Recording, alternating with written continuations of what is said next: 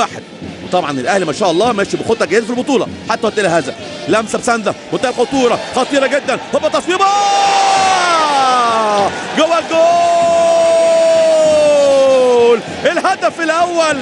الهدف الاول هدف التقدم باقدام محمد ناجي جده. على طول تصويبه جميله وسط حراسه وسرحان وتوهان وعدم التركيز من مدافع سانشاين. ادي الاعاده، ادي اللمسه، ادي التصويبه القويه بالقدم اليمنى بقدم اللاعب جده، يحطها حلوه جميله على شمال الحارس اوشيجي عشان الاهلي يسجل الهدف الاول وهدف للتقدم، وهدف مبكر جدا في الدقيقه كام؟ في الدقيقه 18 من عمر المباراه. حتى وليد سليمان، استلام من السيد حمدي، محاولة من السيد حمدي على الشمال تصل لاحمد ناوي، العرضيه حلوه جميله، هتاخد هوبا جول.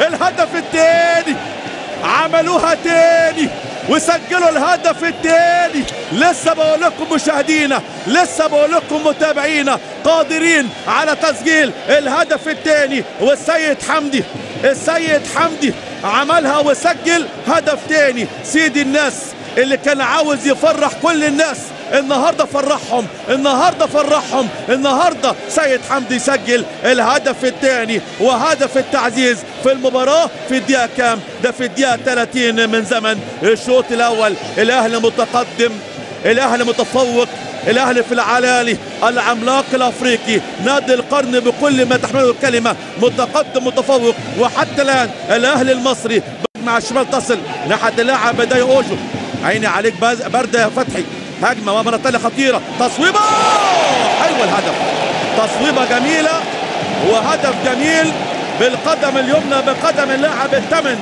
اللاعب الكاميروني، حطها جميله جدا في التسعينه في المقص الشمال في ارتفاع وفي زاويه صعبه جدا جدا على شريف اكرامي اللاعب الثمن اللاعب الكاميروني اللي اتكلمت عنه. قلت لكم هو اخطر لاعب موجود مع فريق سانشاين ومع اللاعب ازوكا، بمهاره باستلام بدوران بتصويبه يحطها فين؟ في عش دبابير. واحد فريق سانشاين، اثنين النادي الاهلي، حطها جميله وسط حراسه من لاعبي النادي الاهلي. ادي الاعاده، ادي التعاون بين اللاعب اوجو مع اللاعب الثمن، استلام بدوران بتصويبه حلوه قوي، تصويبه حلوه قوي في مكان صعب. واحد على طول اولو رونداري وشريف اكرامي وضربه جزاء للسانشاين على طول. اولو رونداري هوبا، والهدف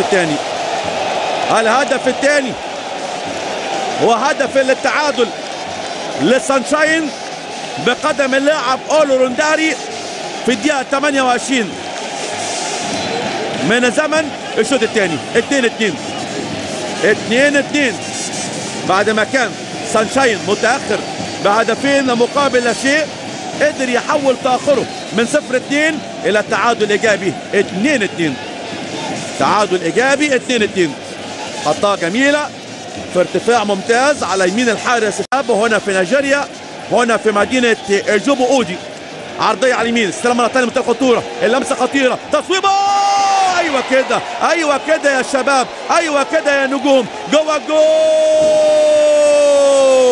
الهدف الثالث هدف التقدم للنادي الاهلي، تصويبه وهجمه، متابعه وتصويبه حلوه بقدم مين؟ اعتقد بقدم اللاعب السعيد اللي اسمه عبد الله السعيد. تصويبه حلوه جميله من اللمسه الواحده قويه على طول بلمسه جميله، على طول الاعاده مره ثانيه، ادي التصويب مره ثانيه حلوه جميله، تصويبه حلوه جميله بقدم مين؟ ده جده، ده محمد ناجي جده، عاوز تهده جبنا له جده. هذا هو محمد جده بيسجل الهدف الثالث وهدف ضربة حرة مباشرة من مكان خطير جدا، تصويبة حلوة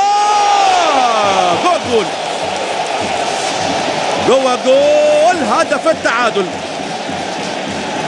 هدف التعادل، تصويبة جميلة بالملي بالمسطرة بالمقاس، حطها في ارتفاع قاتل جدا وفي زاوية صعبة جدا في المقص الشمال على شمال شريف إكرامي.